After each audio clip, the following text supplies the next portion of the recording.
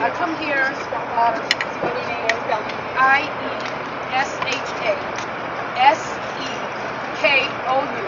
The organization is Street Corner Resources, of which I am the founder and executive director. I come here, with a very agitated spirit. I had a number of texts from young people who are disturbed that the commissioner did not realize that there were organizations on the ground in the middle of the night going into housing projects in often very dangerous situations. I have to say, on behalf of young people in our community, that not every young person is a shooter, not every young person is causing violence, that actually that's a smaller percentage. Somewhere they tell me around 12 to 15%. But our young people's spirits are being put in the basement, so to speak. So when they go out and try to do the good thing, they are being stopped, frisked, and searched. Stop, frisked, and searched. Stop, frisked, and searched to look for a gun. And actually, we know that if good police work is done, and I'm talking to you, Commissioner Kelly, we had a meeting before about this, good police work is done, and I know it can be, that you can find the guns. You know who's bringing them into the community.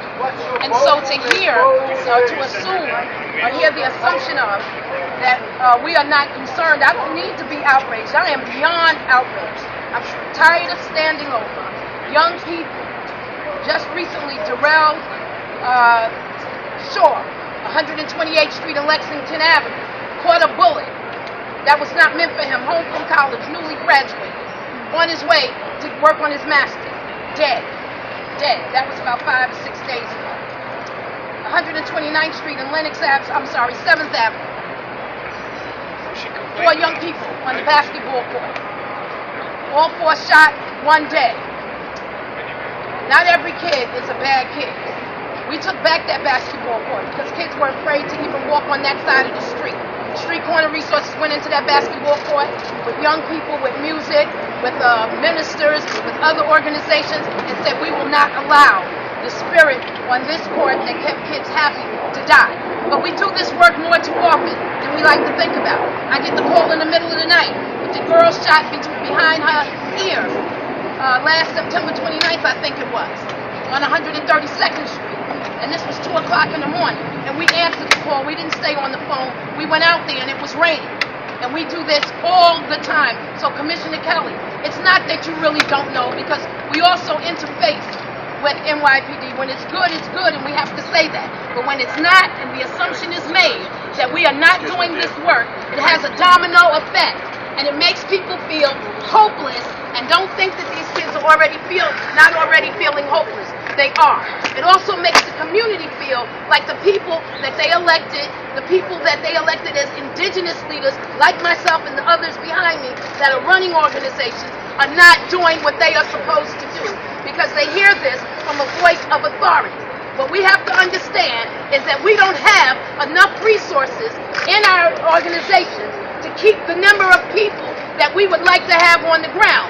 So you see someone like me and like these people behind me running organizations, bags under the eyes, forgetting things that we have to take care of with our own selves, because we are busy out in the street stopping kids from shooting, from thinking about shooting, from acting out because they are angry that they can't move in their community. So what we have to do, rather than assume or presume the worst, let's get to how we get to the best, and stop this whole thing about trying to create good PR over dead bodies.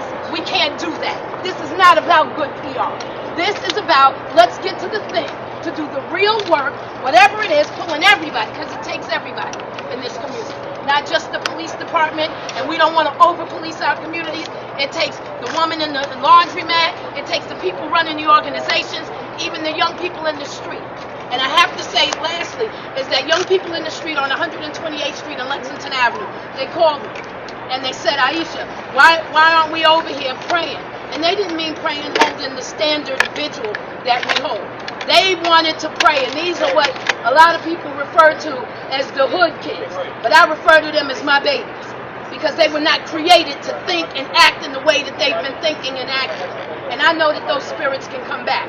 And we went over there and we had 3 prayers, because the one who missed it came down and said, we need to pray again. That tells you something. That tells you that these kids are tired of having to navigate and walk all the way around because of rival gang members. They can't walk through their neighborhood. They can't play basketball in another project. There are not enough police on corners, and that they are afraid because they know that there are guns in their neighborhood. 17, I think it's 16, 17 shootings in the last 7 or 8 days. That's 17 guns right there. 17 guns right there. What are we going to do, Commissioner? What are we going to do? Let's deal with that. Let's deal with that. So let's keep our eyes on the right thing. Let's bring good community. Let's continue to engage. But let's not sweep the ugly thing under the rug or point the finger so that we ease the difficulty off of one agency, which right now is NYPD. Everybody want to say, oh, it's them, oh, it's them, oh, it's them. It's us. We got work to do. And let's get about the business of joining forces and working together to stop the guns from coming in our community and giving our children resources and really looking at how we can solve this problem. Peace and blessings. I'm Iesha Sekou. The organization is Street Corner Resources.